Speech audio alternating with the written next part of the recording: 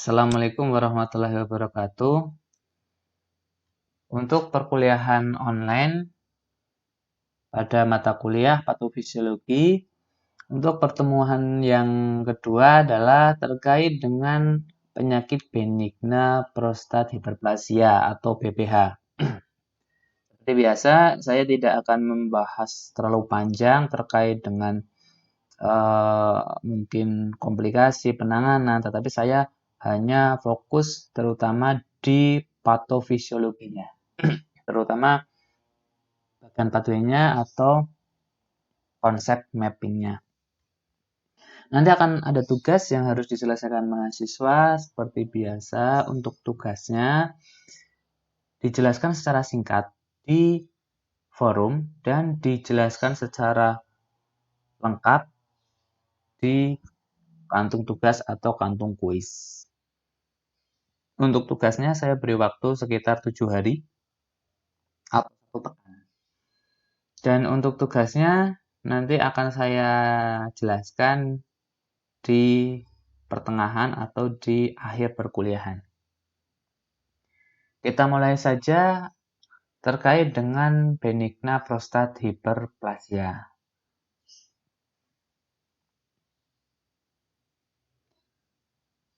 Dari definisinya.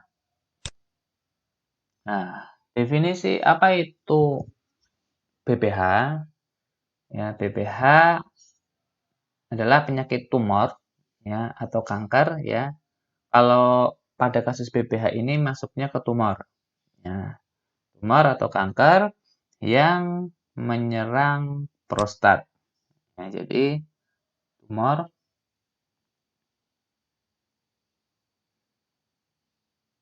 yang menyerang prostat, di mana sel-sel kelenjar prostat tumbuh secara tidak normal, tidak terkendali sehingga mendesak dan merusak jaringan sekitarnya, bahkan dapat menyebabkan kematian. Nah, di sini yang saya bahas adalah terkait dengan benigna prostat hiperplasia. Nah, itu dinamakan dengan tumor prostat atau kanker jinak. Ya, jadi apa yang membedakan tumor dengan kanker? Kalau tumor ini jinak, kalau kanker ini ganas. Nah, kalau sama-sama terjadi hiperplasia, sama-sama terjadi penambahan jumlah sel. Ya, sama-sama sel mengalami pembelahan secara abnormal. Berbeda kalau tumor ini dia jinak, jadi tidak cepat, ya tidak secara progresif. Berbeda dengan kanker, kalau kanker progresif. Yang membedakan adalah kalau tumor itu tidak terjadi metastase. Kalau kanker terjadi metastase atau anak sebarnya itu bisa sampai ke jaringan yang lain, ya keluar dari jaringan induknya. Itu yang dinamakan dengan kanker. Nah, jadi di sini kita masuk ke tumor ya atau hiperplasia atau jinak ya, bukan yang ganas. Kalau yang ganas disebut dengan maligna prostat hiperplasia. Kalau yang tumor, yang jinak itu dinamakan dengan benigna. Kemudian bagaimana etiologinya? Ini saya jelaskan singkat saja. Untuk etiologi, penyebabnya ini belum pasti, namun tapi ada beberapa hal yang meningkatkan resiko terjadinya kanker atau tumor prostat. Nah, yaitu yang pertama adalah karena usia. Usia semakin tua, maka resiko semakin tinggi. Kemudian riwayat keluarga, hormon, diet tinggi lemak, dan toksin. Saya tidak akan menjelaskan panjang lebar karena kita fokus di patofisiologinya saja. Karena nanti untuk perkuliahan untuk semester berikutnya ada sendiri terkait dengan penyakit-penyakit secara lengkapnya. Untuk gejalanya ya bisa mengalami nyeri pada saat berkemih, kemudian sulit untuk buang air kecil, ya, urin ya ini berdarah, nyeri saat ejakulasi, penurunan berat badan, terjadinya kelemahan, nyeri pinggul atau punggung, sulit menahan kencing atau BAK, buang air kecil, kemudian sering berkemih dan retensi urin. Nah, bagaimana patofisiologinya? Untuk patofisiologinya, yaitu terjadi perubahan yang terjadi ya berjalan lambat. Ya. Nah, ini akibat ya interaksi yang kompleks antara komponen statik ya berupa resistensi uretra. Juga akibat penekanan uretra oleh prostat karena meningkatnya volume prostat diakibatkan oleh hiperplasi dengan komponen dinamik, yaitu adanya peningkatan tonus kelenjar prostat dan leher buli-buli yang diatur oleh sistem saraf otonom melalui reseptor yang bertanggung jawab untuk proses tersebut, yaitu alfa-1 adrenoseptor. Nah, berbagai keadaan menyebabkan peningkatan tekanan dan resistensi uretra. Selanjutnya, ini akan menyebabkan sumbatan aliran kemih. Jadi susah untuk BAK, ya, buang air kecil karena terjadi sumbatan. Nah, untuk mengatasi resistensi uretra yang meningkat, mula-mula otot-otot detrusor mengalami kompensasi dengan terjadinya hipertrofi. Lama-lama mengalami dekompensasi sehingga tonus otot menurun dan terbentuk divertikal. Nah, proses patofisiologi yang lain adalah penimbunan jaringan kolagen dan elastin di antara otot polos yang berakibat melemahnya kontraksi otot. Nah, selain itu terdapat degenerasi sel saraf yang mempersarafi otot polos. Ini mengakibatkan hipersensitivitas secara fungsi atau secara fungsional. Nah, ketidakseimbangan ya neurotransmitter ya dan penurunan input sensoris ini menyebabkan otot detrusor tidak stabil. Karena fungsi otot vesika tidak normal, maka terjadi peningkatan volume residu urin yang menyebabkan hidronefrosis dan disfungsi saluran kemih atas atau saluran kemih bagian atas. Nah, saya jelaskan lebih detail lagi atau untuk melengkapinya dengan bagian pathway atau konsep mappingnya. Nah, untuk konsep mappingnya, ini mungkin agak kecil ya. Mulai dari perubahan keseimbangan antara hormon testosteron dan estrogen. Nah, kemudian menyebabkan testosteron yang bebas ya ini mix ya atau bergabung dengan enzim 5-alfa reduktase menyebabkan munculnya dihidrotestosteron. Nah, kemudian mengalami hidrolisis sehingga diikat oleh reseptor dalam sitoplasma sel prostat. Setelah itu akan mempengaruhi inti sel atau RNA, ya, rantai asam amino. Nah, kemudian RNA ini mengalami sintesis protein, menyebabkan proliferasi sel. Nah, selain itu pada kasus proses penuaan, ini terjadi ketidakseimbangan hormon. Kemudian pada kasus yang lain terjadi interaksi sel epitel dan stroma. Dan di beberapa kasus terjadi inflamasi pada kelenjar prostat. Ada juga terjadi peningkatan sel stem. Nah, dari peningkatan sel stem, kemudian ketidakseimbangan hormon pada proses penuaan, kemudian ada perubahan keseimbangan antara hormon testosteron dan estrogen yang menyebabkan proliferasi sel. Kemudian pada kasus yang lain seperti inflamasi pada prostat dan interaksi sel epitel dan stroma ini menyebabkan hiperplasia pada epitel dan stroma pada kelenjar prostat. Sehingga bisa menyebabkan benigna prostat hiperplasia.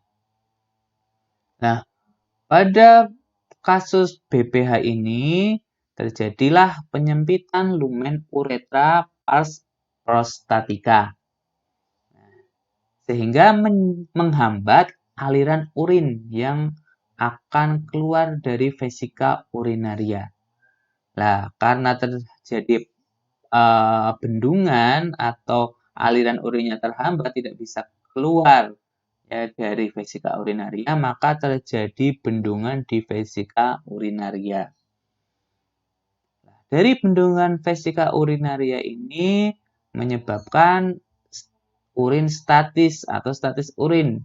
Nah, dari statis urin ini karena urinnya tidak bergerak atau urinnya tidak keluar karena diam di vesika urinaria, ini sebagai media berkembangnya patogen. Akhirnya bisa menyebabkan infeksi. Selanjutnya, bendungan vesika urinaria ini menyebabkan peningkatan tekanan intravesikal di vesika urinaria yang menyebabkan hiperiritabilitas ya pada bladder atau pada vesika urinaria. Selanjutnya, karena terjadi hyperirritable pada vesika urinaria, ini menyebabkan peningkatan kontraksi otot dextrusor dari buli-buli. Nah, dari kasus ini menyebabkan kontraksi otot suprapubik. Nah, ketika terjadi kontraksi otot suprapubik, maka menyebabkan tekanan mekanis sehingga merangsang nosiseptor yang dihantarkan oleh serabut tipe A delta, kemudian juga serabut tipe C. Ya. Dan rangsangan nosiseptor ini yang dihantarkan oleh serabut tipe alpha beta ya, dan serabut tipe C ini menuju ke medula spinalis. Selanjutnya, medula spinalis ini ya, ini kalau terbagi menjadi masuk ke tractus paleospinothalamus dan tractus neospinothalamus. Nah, di tractus paleo ini masuk ke area grisea ya. Nah, di area grisea periskuductus ya, menuju ke talamus dan menuju ke otak atau korteks somatosensorik. Sedangkan medula spinalis ya juga bisa langsung mengakibatkan sistem aktivasi retikular ya, menuju ke hipotalamus dan sistem limbik ini sehingga menuju ke otak juga. Kemudian juga bisa tractus neospinothalamus ini langsung menuju ke talamus ya, kemudian menuju ke otak, atau dari medula spinalis ini langsung ke sistem aktivasi retikuler yang menuju ke talamus ya, sehingga menuju ke otak sehingga terjadi persepsi nyeri. Selanjutnya kita kembali ke bendungan vesika urinaria. Ya, kemudian tadi terjadi peningkatan tekanan intravesikal, kemudian hiperiritabilitas pada kandung kemih atau vesika urinaria, kemudian peningkatan kontraksi otot dextrosal dari buli-buli. Kalau tadi kita jelaskan ke bagaimana menyebabkan kontraksi otot suprapubik, kita lihat selain terjadi kontraksi otot suprapubik, juga peningkatan kontraksi otot detrusor dari buli-buli menyebabkan hipertrofi otot detrusor ya, trabekulasi. Nah, sehingga menyebabkan terbentuknya selula, ya, sekula dan divertikuli buli-buli. Kemudian menyebabkan yang disebut dengan LUTS atau Lower Urinary Tract Syndrome. Nah, dari LUTS ini ya ada gejala yang terjadi, yaitu ada gejala obstruktif dan gejala iritatif. Kalau gejala obstruktif itu intermittent, ya, kemudian hesitansi, terminal dribbling, ya, pancarannya lemah dan BAK tidak puas. Nah, untuk tugasnya adalah silahkan kalian mencari apa yang disebut dengan hesitansi, terminal dribbling. Yang pertama, hesitansi. Yang kedua adalah terminal dribbling. Dan yang ketiga adalah dysuria. Ya, tugasnya hanya 3, apa yang dimaksud dengan hesitansi, terminal dribbling, dan dysuria pada kasus LUTS. Oke, ya dysuria, kita masuk ke gejala iritatif. Pada kasus LUTS, untuk gejala iritatifnya yang pertama adalah terjadi urgensi, frekuensi BAK sering, ya, terjadi nokturia atau berkemih di malam hari, ya, dan terjadi diurnal uria. Nah, selain itu, gejala yang berikutnya adalah terjadi dysuria. Kemudian kita naik lagi ke peningkatan kontraksi otot dextrusor dari buli-buli. Setelah menyebabkan kontraksi otot suprapubik, kemudian hipertrofi otot detrusor trabekulasi, juga menyebabkan kontraksinya tidak adekuat.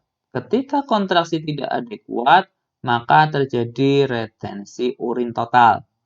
Dari retensi urin total ini mengakibatkan reflux urin, sehingga menyebabkan hidroureter naik, lama-kelamaan menyebabkan hidronefrosis. Ya, mulai dari reflux urinnya karena tertampung di vesika urinaria, ya, karena proses dari ginjal tetap melakukan fungsinya untuk proses filtrasi, reabsorpsi, dan proses ekskresi, ya.